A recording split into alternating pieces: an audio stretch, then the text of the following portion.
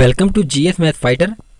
आज की इस वीडियो में हम देखेंगे जीके के 10 इंपॉर्टेंट क्वेश्चन जो कि हर एक एग्जाम में लगातार रिपीट होते रहते हैं। आप सभी क्वेश्चन के ईमानदारी से उत्तर दीजिए और कमेंट बॉक्स में यह भी बताइएगा कि आपके 10 क्वेश्चन में से कितने सही हुए हैं। तो चलिए स्टार्ट करते हैं। पहला क्वेश्चन आपके सामने यह है कि राष्ट्र ध्वज की लंबाई और चौड़ाई का अनुपात क्या है। तो इसका जो आंसर होगा वो होगा ऑप्शन बी यानी 3:2, 3:2। यही जो होता है यही हमारे राष्ट्रीय ध्वज की लंबाई और चौड़ाई का अनुपात होता है। ठीक है, तो चलिए देखते हैं अगला क्वेश्चन। अगला क्वेश्चन यह है कि संसार की सबसे लंबी नदी कौन सी है। विश्व की यानी संसार की सबसे लंबी नदी कौन सी है। फर्स्ट ऑप्शन है मिसिसिपी, सेकंड है नील और थर्ड है गंगा और लास्ट वाला है अमेजन। तो इसका जो आंसर होगा वो होगा ऑप्शन बी यानी कि नील नदी। तो संसार की जो सबसे लंबी नदी है वो है नील नदी और नील नदी को ही क्या कहते हैं, मिस्र का वरदान। क्यों? क्योंकि जो नील नदी है उसी से मिस्र का विकास हुआ है, तो इसीलिए जो है मिस्र को नील नदी का वरदान कहा जाता है। ठीक है, चलिए देखते हैं अगला क्वेश्चन। तीसरा क्वेश्चन यह है कि सिंधु नदी का उद्गम स्थल कहाँ पर है। तो इसका जो सही आंसर होगा वो होगा मानसरोवर झील यानी कि ऑप्शन सी आपका सही होगा। तो मानसरोवर झील से जो है सिंधु नदी का उद्गम स्थल होता है। ठीक है, चलिए देखते हैं अगला क्वेश्चन। अगला क्वेश्चन यह है कि भारत रत्न प्राप्त करने वाले प्रथम व्यक्ति कौन थे।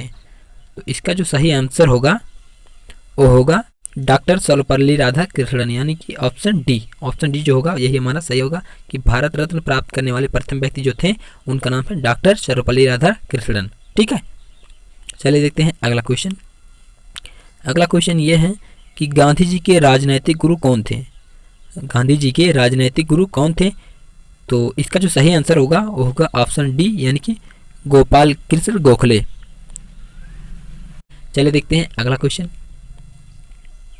अगला क्वेश्चन ये है आपके सामने कि भारतीय राष्ट्रीय कांग्रेस की प्रथम मुस्लिम अध्यक्ष कौन थे। तो 4 ऑप्शन दिए गए हैं, देखिए बदरुद्दीन तैयब जी, सेकंड है मौलाना अबुल कलाम आज़ाद, थर्ड है M.A. अंसारी और फोर्थ है रफ़ी अहमद किदवई। तो इसका जो सही आंसर होगा वो होगा ऑप्शन ए यानी कि बदरुद्दीन तैयब जी। ठीक है, चलिए देखते हैं अगला क्वेश्चन। अगला क्वेश्चन ये है कि भारत का सबसे बड़ा बंदरगाह कौन सा है। तो भारत का जो सबसे बड़ा बंदरगाह है वो है मुंबई। मुंबई जो है वो भारत का सबसे बड़ा बंदरगाह है। तो बात मुंबई की, तो मुंबई जो है कहाँ की राजधानी है, ये महाराष्ट्र की राजधानी मुंबई है। ठीक है, और कोलकाता कहाँ की राजधानी है, ये है पश्चिम बंगाल की। ठीक है, पश्चिम बंगाल की जो राजधानी है वो है कोलकाता। ठीक है, चलिए देखते हैं अगला क्वेश्चन। अगला क्वेश्चन ये है कि जवाहर सागर बांध किस नदी पर है। जवाहर सागर बांध किस नदी पर स्थित है। इसका जो सही आंसर होगा वो होगा ऑप्शन बी यानी कि चंबल नदी। चंबल नदी पर क्या है, जवाहर सागर बांध स्थित है। चलिए देखते हैं अगला क्वेश्चन। अगला क्वेश्चन यह है कि नासिक में किस नदी के किनारे कुंभ मेला लगता है। नासिक में किस नदी के किनारे कुंभ मेला लगता है। तो इसका जो सही आंसर होगा वो होगा गोदावरी यानी कि ऑप्शन डी जो होगा वही आपका आंसर होगा। तो गोदावरी नदी के किनारे नासिक में क्या लगता है, कुंभ मेला। और ये जो नासिक है ये कहाँ पर पड़ता है, ये पड़ता है महाराष्ट्र में यानी कि मुंबई में। ठीक है, चलिए देखते हैं अगला क्वेश्चन। यही लास्ट क्वेश्चन है। तो लास्ट क्वेश्चन ये है कि भारत की सबसे प्राचीनतम पर्वत श्रृंखला कौन सी है। तो इसका जो आंसर होगा वो होगा अरावली यानी कि ऑप्शन सी आपका सही होगा। तो अरावली जो श्रृंखला है ये भारत की सबसे प्राचीनतम यानी सबसे पुरानी हो चुकी है। कौन? अरावली। ये पड़ती है कहाँ पर, राजस्थान में। ये है राजस्थान में। ठीक है, और ये बहुत पुरानी है। ये जो विंध्याचल और हिमालय है ये सब सतपुड़ा ये सब नई है, लेकिन अरावली जो है ये बहुत पुरानी हो चुकी है। ठीक है, ये राजस्थान पड़ती है। तो आई होप ये वीडियो आपको बहुत अच्छा लगा होगा। अगर अच्छा लगा हो please like share and channel को सब्सक्राइब करना बिल्कुल भी ना भूलना।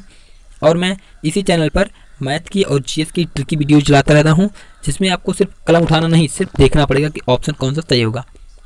तो ऐसे ही ट्रिकी वीडियोज पाने के लिए हमारे चैनल को सब्सक्राइब कीजिए। Thanks for watching. मिलते हैं अगले वीडियो में, तब तक के लिए जय हिंद, वंदे मातरम।